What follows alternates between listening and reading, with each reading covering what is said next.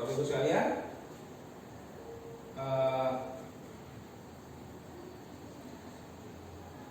konsep yang akan saya sajikan pada pagi hari ini adalah terkait dengan budaya positif dan cakupannya ke dalam 5 hal, yaitu perubahan pada paradigma belajar, kemudian kebutuhan dasar manusia, motivasi perilaku manusia, posisi kontrol dulu, dan yang terakhir adalah segitiga restitusi. Ya, sebagaimana kita ketahui bersama bahwa kurikulum Merdeka Belajar mengangkat satu paradigma baru, yaitu apa yang disebut dengan pembelajaran berdiferensiasi. Nah, jadi pada kurikulum Merdeka ini, pembelajaran diferensiasi menjadi satu pembeda jika dibandingkan dengan kurikulum sebelumnya. Nah, tujuannya apa? Tujuannya adalah dalam rangka untuk mencapai profil pelajar Pancasila yang biasa kita sebut dengan Project P5.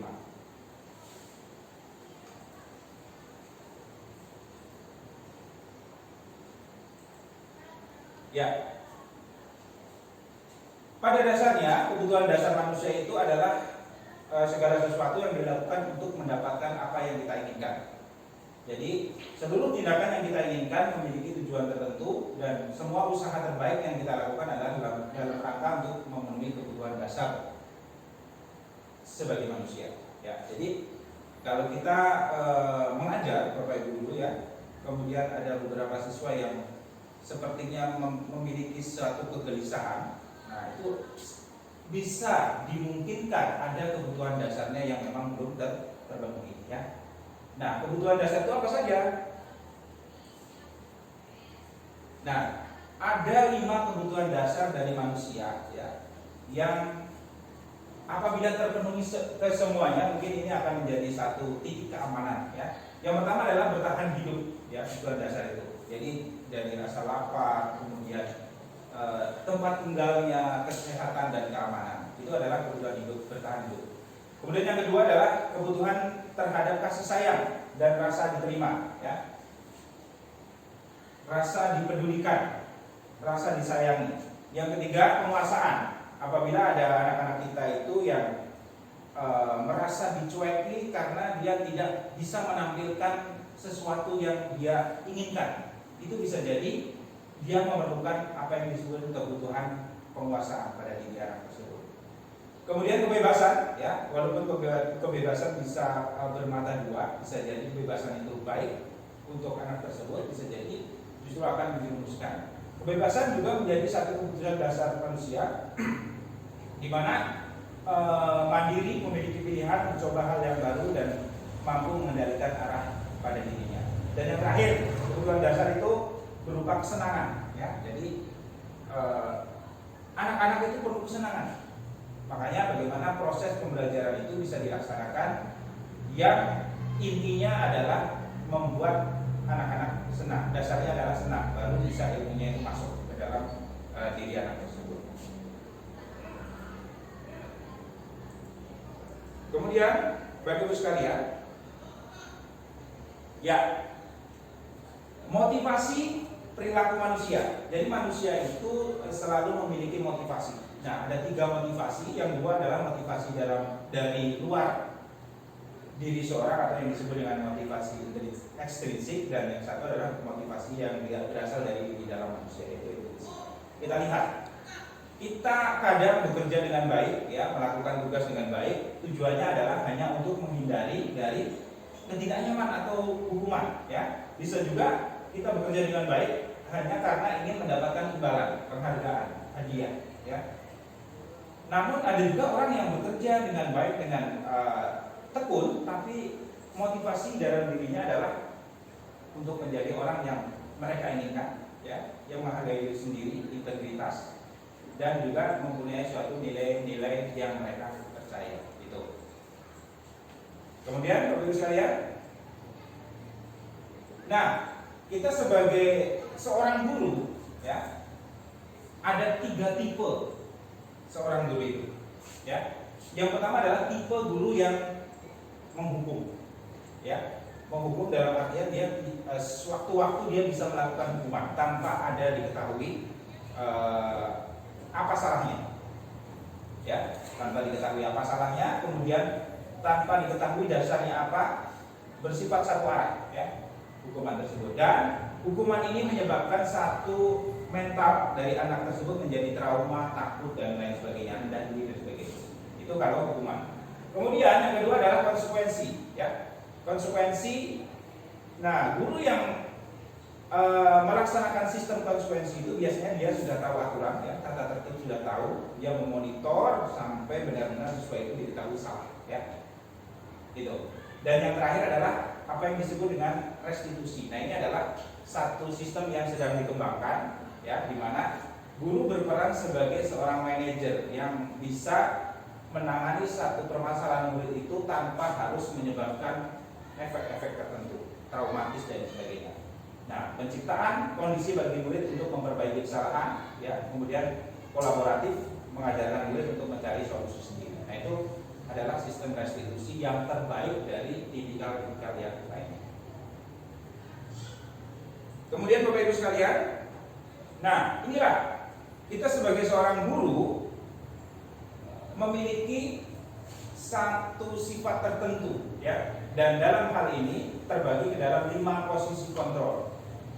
Penghukum yang sudah saya katakan tadi, ya. Kemudian pembuat rasa bersalah.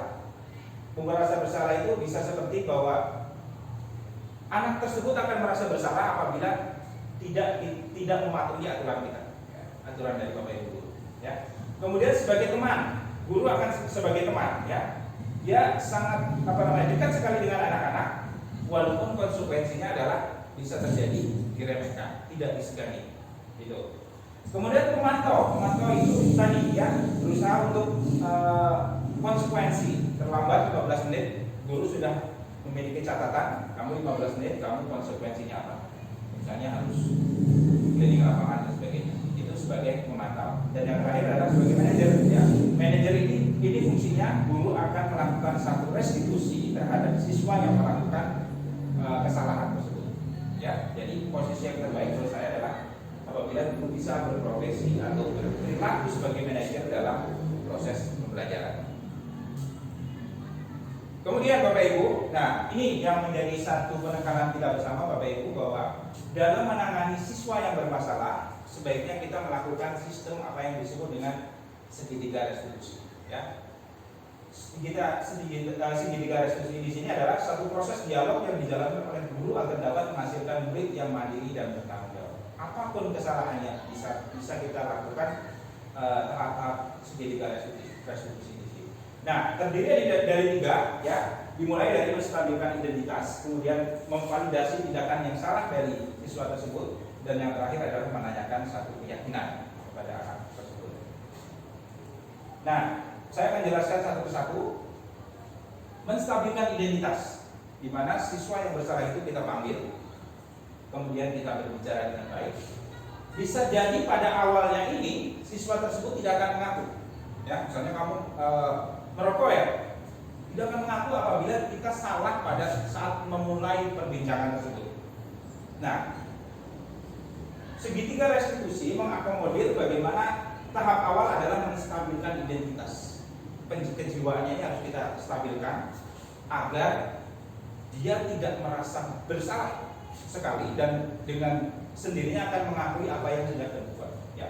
Contohnya dengan bagaimana? Nah, berbuat salah itu wajar saja, nggak apa-apa, ya. Semua manusia pernah melakukan kesalahan, ya. Bapak juga pernah melakukan itu.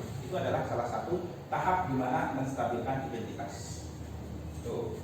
Kemudian intinya apa? Intinya pada prinsipnya ini adalah bahwa semua kesalahan, ya, adalah satu proses pembelajaran. Tidak ada manusia yang tidak bersalah. Gitu, ya.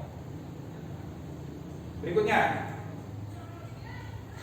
yang kedua, baru kita naik kepada validasi tindakan yang salah. Setelah mereka mengakui, ya Pak, tadi saya merokok, saya cuma 2 hisap saja. Nah, baru kita perkuat lagi di sini. Kita sudah mengetahui tahapnya. Kamu pasti punya alasan untuk melakukannya, ya. Misalnya kelahi, kamu patut berbangga karena kamu melindungi sesuatu yang penting. Perkelahian tersebut pasti ada ada sebabnya, ya. Dan prinsipnya apa? Bahwa prinsip daripada validasi tindakan yang salah ini adalah setiap perilaku berupaya memenuhi kebutuhan tertentunya. Kebutuhan tadi, ya, yang 5. Apakah dia memang berkelahi karena memang kebutuhan hidup, atau kasih sayangnya kurang, atau penguasaan dan sebagainya. Berikutnya, yang terakhir adalah menanyakan keyakinan. Nah ini pada tingkatan akhir, seorang guru harus bisa memberikan satu solusi, ya, dan juga menanyakan apa sih maunya siswa, ya, maunya murid tersebut, sehingga dengan sendirinya akan mengalir apa yang menjadi kesalahannya dan bagaimana proses memperbaiki kesalahan tersebut. Nah, prinsipnya adalah pada dasarnya kita memiliki motivasi intrinsik dari dalam diri kita sendiri. Tidak mungkin siswa itu atau orang tidak memiliki niatan baik. Semua orang pasti punya niatan baik untuk melakukan sesuatu, walaupun dia pernah melakukan kesalahan. Contoh kalimatnya bisa kita lihat di sini. Kamu ingin menjadi seseorang seperti apa? Nah, dia sudah salah tadi, mengakui kesalahan, tapi dia mempunyai satu motivasi dari dalam sendiri untuk menjadi apa, ya? Atau misalnya seperti apa gambaran kelas yang ideal menurutmu? Dia melakukan kesalahan di kelas, ya, tidak bayar iuran atau apa, tidak mau tiket. Dia akan tahu sebenarnya kelas yang baik itu seperti apa. Nah itu dengan sendirinya di bawah logikanya akan tercetak, ya, tertulis di situ. Ya,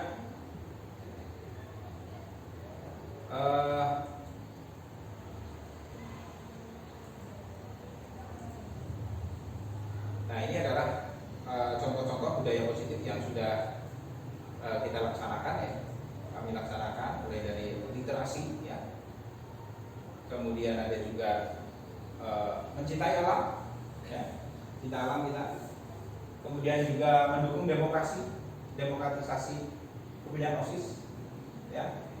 Kerjasama gotong royong itu juga budaya positif, ya. Hormat, saling menghormati, kemudian berdoa dalam budaya positif juga. Setiap apel pagi dan siang, dan yang terakhir juga membudayakan olahraga sebagai satu upaya untuk agar tubuh kita tetap sehat, ya.